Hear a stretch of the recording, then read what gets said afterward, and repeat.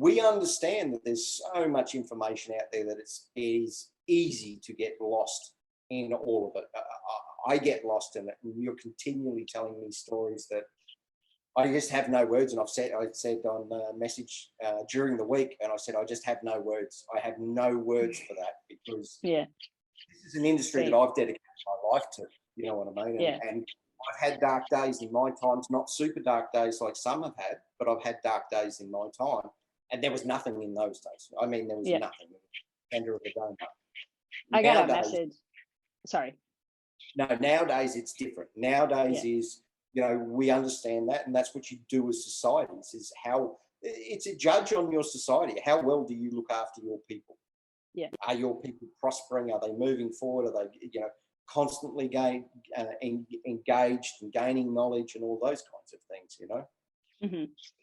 Yeah, I got a message yesterday from a person on LinkedIn. We were chatting about something about my services or whatever, and their reply was just such a classic guy who's worked in the pipeline industry for a really long time, and it was a really just like, oh, I'm really tough, and it takes a little kind of crazy to work in the industry and stuff like that. And it kind of made me chuckle, and I knew exactly what I was going to say back, and it went fine. But I'm thinking to myself, this is, what would somebody who knows what they're doing, supposedly, what if they got that message? They would have no idea how to approach that and what to say, because none of them, not a lot of people that I've come across, have actually taken the time to understand their people and why that kind of stuff comes out of their mouth. You know what I mean? So that's where I struggle. It's like so many people who want to get involved in this movement, the mental health movement, they have no idea. They never take the time to get to know the people. Yeah. And that's where I struggle. We're not saying you got to stop being a rough, tough guy, whatever. It's got nothing to do with that. Like, no. Look at me. I've got compassion for everyone that I've worked with, and I've built some amazing crews over the years, and crews that can't even speak English. You know, I took crews here back in 2005. Lindsay knows these stories, but I really like to throw stories in here so people can understand. I got told when I first came to the Emirates in 2005 how useless everyone was.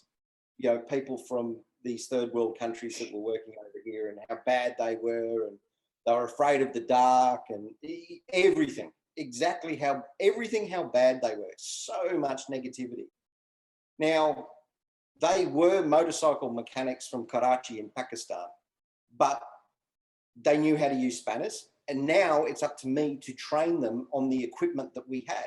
So that took me to get into the field with these people day in, day out, night in, night out, and all of that, to fix the equipment, bring it up to a standard, and pass on as much knowledge as I can. Just because they're from another country, and just because we couldn't communicate with the English language, didn't mean that they didn't understand what I was showing them and telling them what to do. You know, like building crews takes compassion. And one of the things, like, you can't run pipeline maintenance if you can't fix equipment at nighttime. You just can't. You know, they're meant to be productive during the day, maintained during the night. Well, the office, no, there's just no way you can work at nighttime. So I watched them, and I watched the workers. Well, what are they doing? Well, okay, if the expats that were in the office were getting them to work, if they worked at nighttime, on top of the 12 to 14 hour days that they were already doing. Not giving them any extra sleep, no extra time for washing, cleaning, food, anything like that. Get on the bus at 4:30, 5 o'clock in the morning and go back to work. Okay, let me just treat these people like human beings and give them an hour break after work, and we can take it from there. Well, these people were lining up when I left the country back then, for the simple reason that here's someone that looked after me.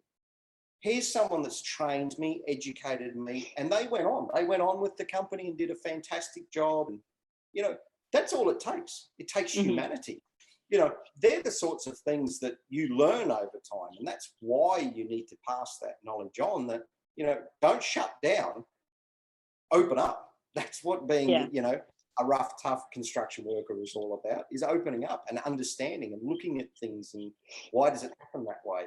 I didn't have all the answers. I used to go to people that I relied on all the time. You know, why do people do that? Why is that? The amount of questions that I've asked you to better understand the human being, because that's all anything is in life, is understanding human behavior. It is, yeah. And just getting out of the, getting out of your own way. Like, I just see so many people who get in the way of progress. Yeah. You know, like it's if you're talking about mental health and you're not doing it for genuine reasons, then you're just going to get in the way. Yeah. And that's really if you have selfish motives to help people, like, you're just interrupting progress. And that's the common theme I see. Not only do people not take the time to get to know who they're trying to help, they also stop them from getting the help. Like, in a roundabout way, they actually prevent them from getting the help too. What you've been doing recently is 100. They've blocked you every step of the way. Yeah. For every solution, they've got a problem for it. Yeah. Yeah.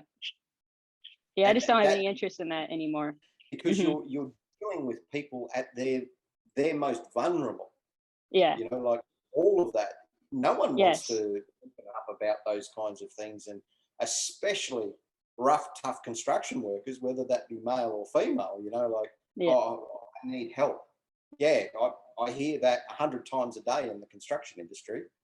Yeah. Never would you hear that in the construction industry, unless they were stuck underneath a truck or something like that. Yeah. Yeah, like, yeah, you're just they're definitely not the ones to step up and say that ever. But no. So that's where, you know, getting back on track here a little bit, getting those services tailor-made to it should be seamless. You don't need to be in someone's office all day, every day. You need to do this, you need to do that, and this is like your services that you offer, Lou. First thing is to find out what the problem is. Mm-hmm. It's like anything. You've got to find out what, if any, are the problems. Yeah. That's what the first thing that Lindsay does is go and give you a questionnaire to fill out anonymously to your workforce, electronically, on paper, whatever works with your guys and girls. Get that back, break it down, get the information. Okay, what do we need to address on your job site? These seem to be the big sticking points. You can put the report together, give it to the client. They can then ask for your services to help, you know, implement any changes. What changes would you recommend? What can we do here? And a lot of times we keep saying it. A lot of times it's not big things. It's basic communication. It's basic understanding, you know, and these kinds of things, which led us into something else. How do we get the knowledge to the people that need it the easiest possible way? One of those things that we've come up with right now is a subscription service. You know, it's as basic can be. Getting information monthly sent out to you, regardless of whether you want it or you don't want it, but getting that information. And the first newsletter, if you will, that Lou put out is literally breaking down one topic. So the first topic was communication, because we keep bashing on about this. It's the number one issue. Under that, it's broken down for the manager, what to look for, signs, what you can do, what you should do, then the worker, and then the remote worker. We try and keep on those three major topics, or three major subtitles, if you will, because the manager has a different perspective of looking at something to the worker.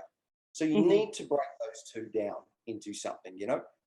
Then you've got some, you know, Valerie from Australia, French background, on nutrition. Like, nutrition is as important for anything to do with performance, health, all those kinds of things, you know.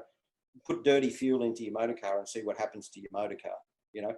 And that's not, this is what you've got to do, and we're going on a keto diet in the construction. It's got nothing to do with that. It's literally small little pieces and snippets of information to better who you are and better your body to perform the best that you can on the job site and at home.